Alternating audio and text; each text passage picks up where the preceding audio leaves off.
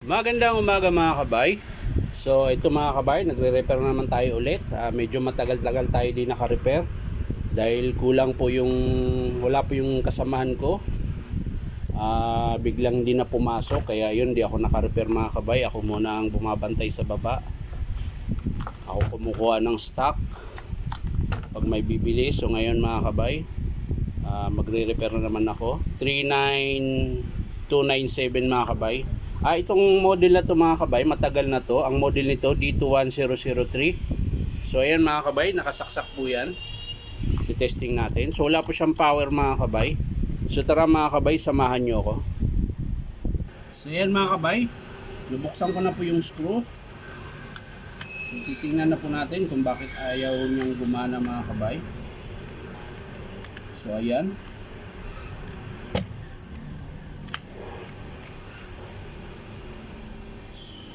So, ano ba ito nilagay?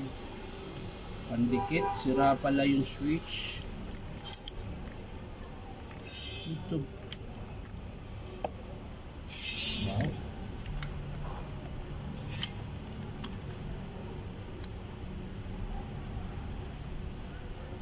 So, yan mga kabay. Kaya siguro ayaw gumana dahil dito sa kanyang switch. So, saksak natin ulit. Ayan mga kabay, wala talaga. So yan mga kabay, chinik natin yung cord. So meron naman po siyang hindi naman po siya putol, buo. So ayan, gumagana. So yung switch niya mga kabay, alanganin dahil gumagana din kaso lang nawawala minsan. Ayan mga kabay. Ayan o, nawawala siya. Minsan gagana siya, minsan din hindi. Ayan, gumana oh. Gumana. Ayan, pag binibitawan, ang gulo. Ayan, nawawala-wala. So, sira din po yung switch. Pero, dito sa kanyang field coil, wala rin siyang contact. So, bubunutin natin ito mga kabay.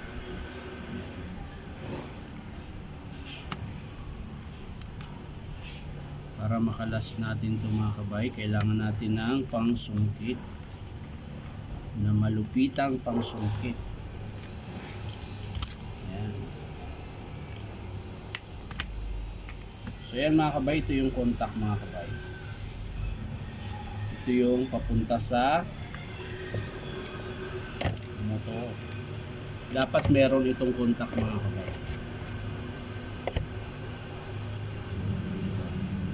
Lapit natin mga kabay para kitang kita nito. Ayan.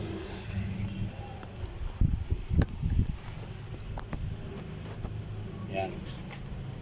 So dapat ito mga kabay meron.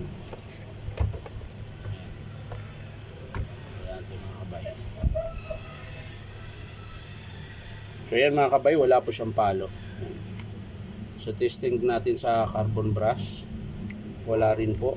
Kabila. Wala rin, parehong walang contact. So check natin yung buong field coil mga kabayan. Pinalas ko na po siya. Tingnan natin kung bakit. Ayan. May carbon naman siya mga kabay. Ayan, mahaba pa yung carbon. So tatanggalin natin yan. I-test natin yung armature mga kabay.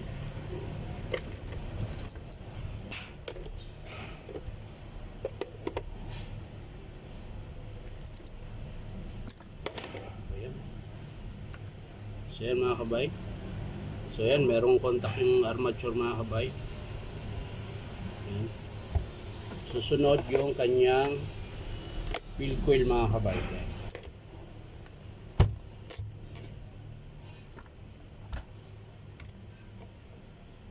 Yung field coil naman mga kabay.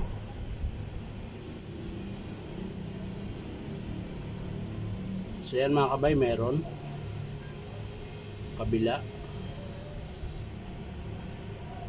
Meron din. So walang problema sa field coil. Ang problema po dito nasa kanyang reverse. Ayan. So kakalasin natin yung reverse mga kabay. Tapos pag dikit-dikitin natin, titingnan natin kung gagana siya mga kabay. Ayan. So ito yung reverse mga kabay. Ayan. Ayan. Ganito gagawin natin. So kakalasin natin ito mga kabay. Ayan.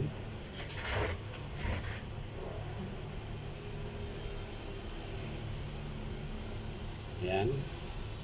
Para matesting natin mga kabay kung gumagana yung kanyang motor. Ayan.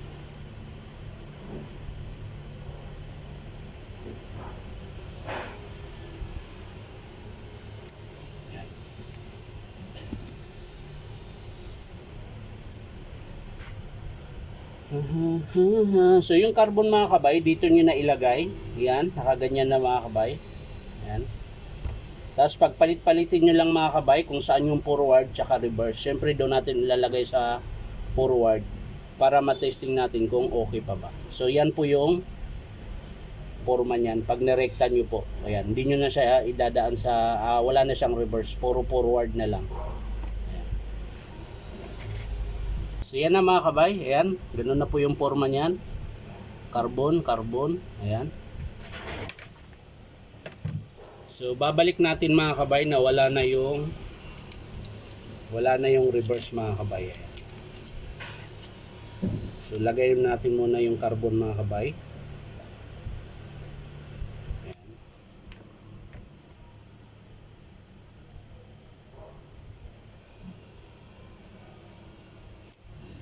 So yan na po. Yan na po yung forma niya. So lalagay na natin dito sa kanyang housing. Ayan. Tapos syempre yung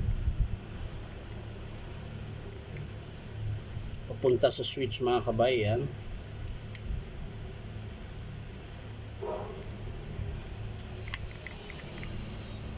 So yan mga kabay, titesterin natin kung meron na siyang contact.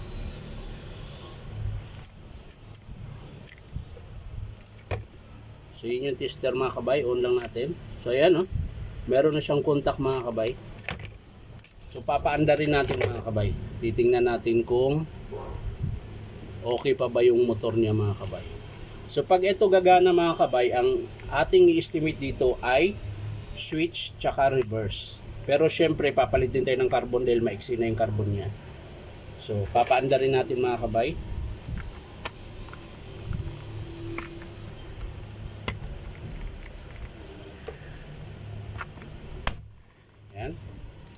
Sasaksak natin.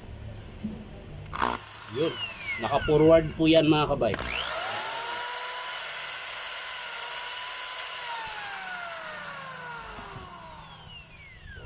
So ayan mga kabay.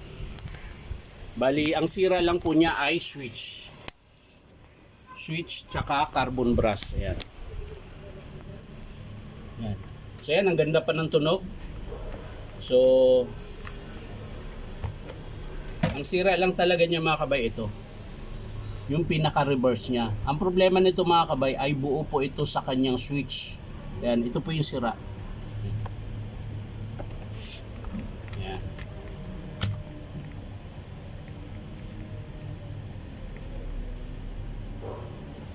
So yun lang yung pinaka-estimate ko mga kabay. Switch. Okay pa naman yung andar. Pero para sigurado tayo mga kabay, sasara natin. Papaanda rin natin na matagal kung hindi pa siya masiklap.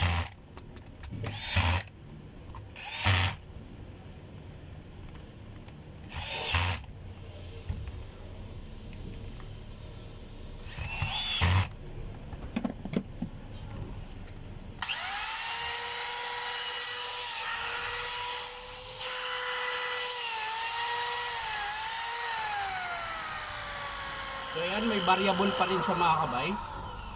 Ayan o. Meron pa rin siyang variable. Wala lang siyang reverse. Ang mawawala lang po sa kanya, wala na po siyang reverse. So pwede naman gamitin kung sakaling wala ng piyesang makuha, pwede pa rin yung gamitin yun mga kabay. So yan lang mga kabay. Papakita ko na lang sa inyo mga kabay kapag in-approve ng customer. Ngayon, kung hindi naman niya i-approve, kung wala nang makuha ang pyesa, pwede na rin gamitin. Magbabahid lang siya ng labor na 200 para doon sa ginawa kong paraan para gumana. So yan lang mga kabay, maraming salamat sa panonood at palike and share na rin po. At syempre po, subscribe niyo po sa aking YouTube account na Inom Tabay. Bye-bye!